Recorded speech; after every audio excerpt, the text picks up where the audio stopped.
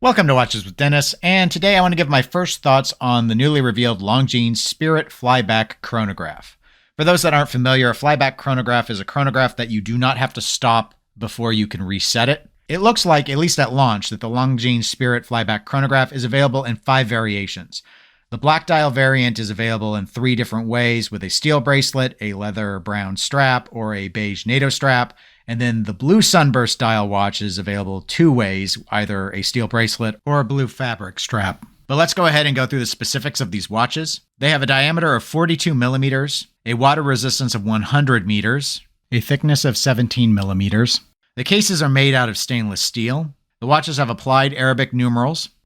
The watches are loomed with super luminova. There is a sunray black option and there's a sunray blue option for the dials. These watches feature 2 subdials. The subdial at the 3 o'clock position keeps track of the chronograph minutes that have elapsed. The subdial at the 9 o'clock position keeps track of the running seconds of the watch. And then the central seconds hand on the watch is a chronograph seconds hand. The watch dials are protected by sapphire crystals with anti-reflective coating. And they do feature display case backs as well with a sapphire crystal. That display caseback showcases the Longines L791.4 movement. This movement beats at 3.5 Hertz, has 28 joules, and offers 68 hours of power reserve. These watches are chronometer certified for accuracy, and pricing really comes down to the strap option. If you go with a stainless steel bracelet, you will pay more. It's listed on Longines' website at $4,550. If you take any of the other strap options, you can save $100 and only pay $4,450. These dollar amounts are in US dollars.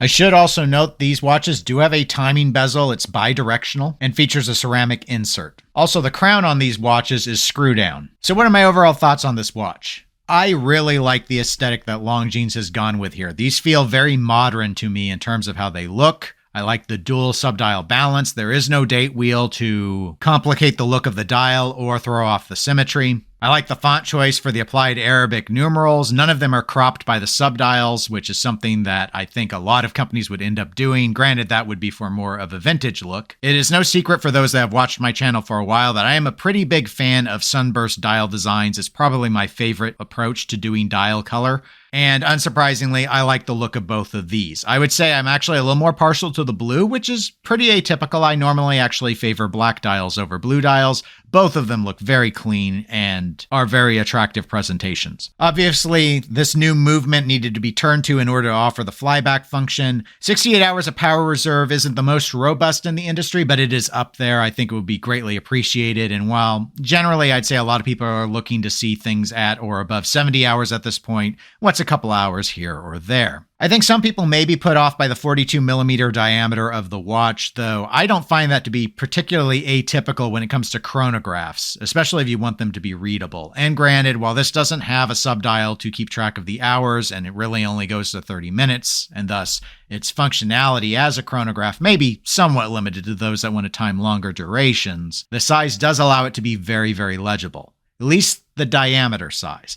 I think the bigger sticking point for most people is actually going to be the thickness.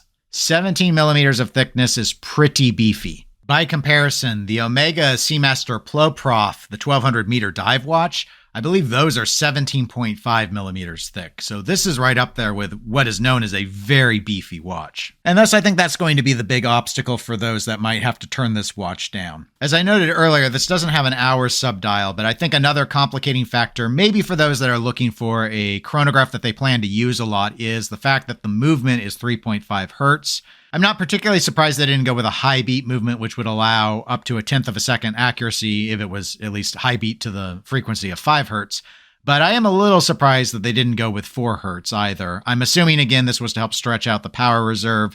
So this isn't going to be a watch that's going to be used for timing to the very, very precise levels that some chronograph fans might normally want. But I think this is really more about the aesthetic and a desire more about timing to the nearest second than, say, the nearest 1/10 of a second or some other fraction of a second. Pricing, I don't think, is really bad, especially when you consider that the new movement was developed for this watch. I think Longines probably really strived to keep it under $5,000. which does allow it to offer a few $100s of savings versus the retail price on a number of the Black Bay chronographs. And I personally like the aesthetic on these watches better than the Black Bay chronos, and I think a lot of people will probably agree with me. The movement does feature some decoration, and I think is pretty attractive to look at, which, unlike Tudor movements, I will also point out is a major plus. And so overall, I think this is a pretty impressive package. I'd say the biggest disappointment is just they couldn't get it thinner than 17 millimeters. But anyway, those are my first thoughts. I'd love to know yours. Please comment below in terms of what you think about the Longines new Spirit Flyback chronographs. If you enjoyed this video, please do give it a like. It helps the channel out. Otherwise, if you want to be notified when I have new videos, just click subscribe. Take care, everybody.